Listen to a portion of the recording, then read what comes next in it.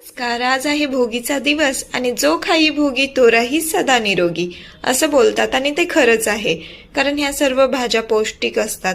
आता सीझनच्या ज्या चालू भाज्या आहेत, वाटाणा, पावटा, घेवडा, नंतर हरभरा, गाजर, ह्या सर्व भाज्या आपण मिक्स करून भोगीची भाजी बनवतो.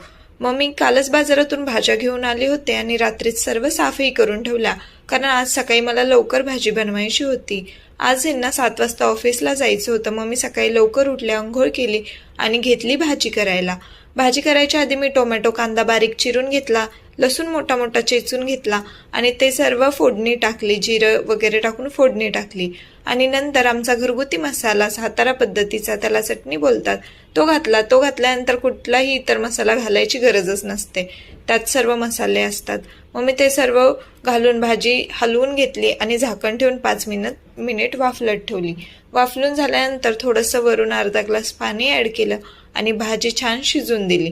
शिजल्यानंतर वरून शेंगदाण्याचं कूट टाकलं, थोडंसं तीळ टाकलं, कारण आज तिळाचा मान असतो. तिळाशिवाय ही भाजी अपूर्ण मानली जाते. आणि मस्त माझी भाजी रेडी झाली. मग मी ह्यांना बाजरीची भाकरी केली आणि टिफिन भरून ऑफिसला गेले. धन्यवाद.